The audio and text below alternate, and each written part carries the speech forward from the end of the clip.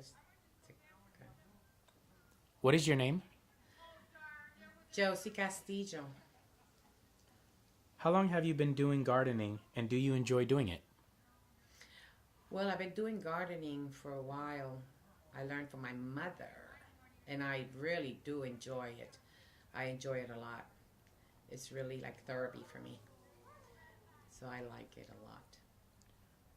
When did you first realize that you had an interest in gardening?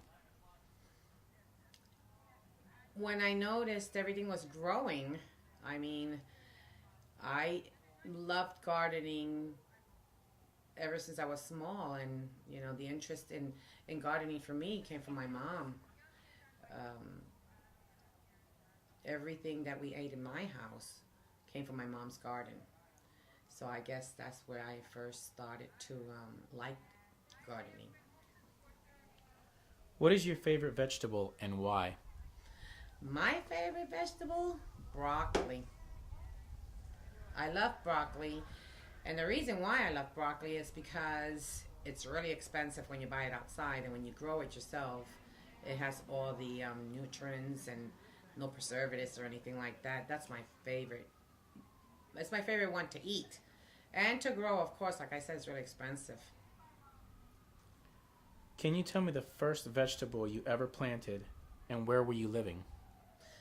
The first vegetable, pineapple, and we were living in Pensacola, Florida. My sister was stationed there in the naval station, and I saw how pretty it looked, and I didn't really know my mother grew that pineapple. So when I went up to the backyard and I saw that that pineapple came from my mother's garden, that's all it took, and it was really really sweet.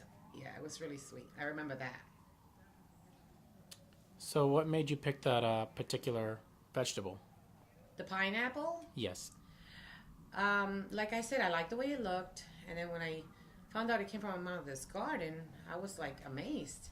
We normally buy pineapples in the grocery store. When you can grow it yourself, I think that's the best thing. Have you ever taught a gardening class? Gardening class, of course, I have. Yes, I've taught it to my children. Um, I was a den leader, and I taught the Boy Scouts, the ones in my kids group, and I taught my grandchildren. And I used to work at a nursing home, so there was a garden there for the senior citizens, and I taught them also. Yes.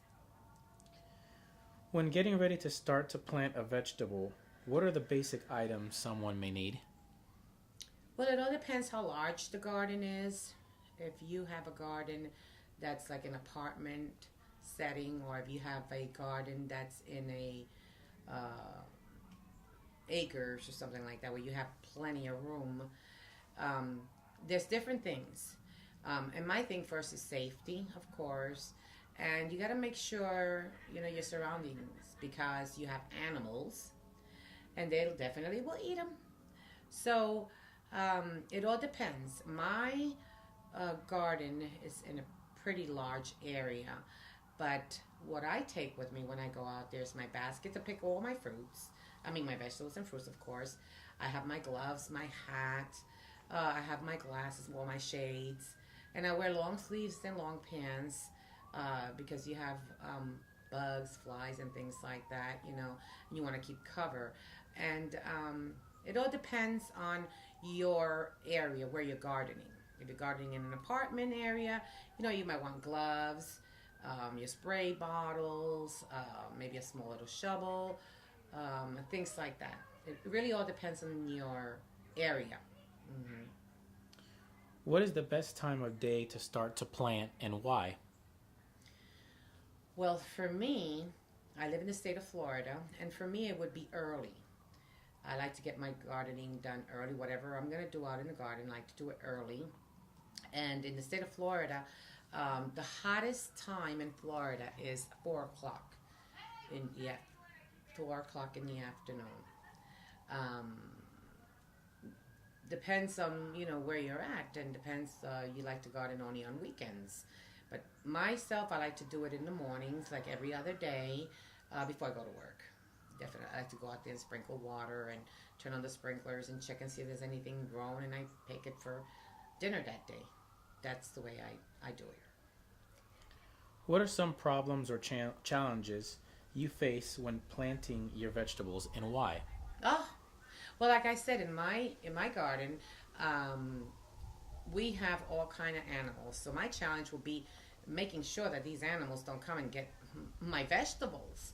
So I learned a trick.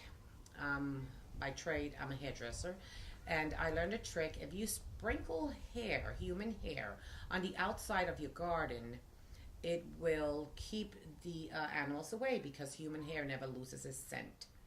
And you can look at that up, but it's true. So that would be the challenge for me, keeping the animals away. We have all kind of animals away from my garden. I never had a problem as far as growing the vegetables, but you got to make sure that you keep those critters away. I tell you. When planting the seeds in the pot, how far down should they be in the soil? Well, when you're planting in pots, it all depends on what you're planting. You can plant something that's already rooted, which we really don't have to plant it very deep. Or if you're planting plants, I'm sorry, if you're planting seeds, um, every seed that you buy comes in a small little envelope, and it gives you specific directions on how to plant whatever it is that you're planting. So you have to read it. Nothing is the same. Different seasons, different depth of planting, different watering, different sun, sometimes different soil. So you really have to read the package that this particular seed comes into. So everything varies as far as how deep you bury some, you plant something. Nothing is the same. Nothing is the same. How much sun should a vegetable get in a 24-hour span, and why? Well, it all depends. Like I said, you have to plant vegetables in different feet from each other. You have to water vegetables at different times. You have to, some have a lot of sun, some have shade and sun, some have shade by itself. It all depends what it is. But once you plant these vegetables, like the first year, you might have a couple of them that might die. Then the next year, that you planted onions in March, and they're supposed to be planted in September. And that's true. So you make those kind of mistakes in the beginning, but then when you start making it a habit, for the next season, next year, not to do that way. Try something different. And if you see that something is working for that particular vegetable or that plant, I'm with the vegetables. If you see something is working for that particular vegetable as far as sun and how much water you're giving that and how much shade it's getting, and it's doing great, leave it alone. I say leave it alone. And, just keep an eye on it and see and watch it grow. And you'll be amazed. So how often should a person water their vegetables? Well, like I said, if you're in an apartment setting, if you're in a small little gardening area, or if you're in a field, you have plenty of room. It all depends on what kind of watering you have. Some people have water sprinklers like I do. Some water them by canisters. Some water them by using the hoses. It all depends. Now, I say a rule of thumb here. My mom has a green thumb, and this is the way my mom did it. This is the way I do it, and it's working for me. I would water every other or every third day. If you have a day that it rained, don't water that day. Just leave it alone. Let it soak up, and stick your finger. You can tell, if the soil is moist or if it's dry, and that's the best way to know. Take off your gloves and stick your finger in the dirt. That's the way I do it, and it works for me. Then they have other gadgets that you can buy, and it tells you how much water it's getting, or I think it's called these bulbs is called, and you put them inside the soil, and it'll water the plant as it needs. You could put it on a timer, of course, for how long of the day you wanted to water it, how many days of the week you wanted to water, and things like that. But it it all starts, from a small little plant to a big tree. I've planted all kinds of things, and you know, everything needs water different times of the day and different days of the week. That's the way I do it.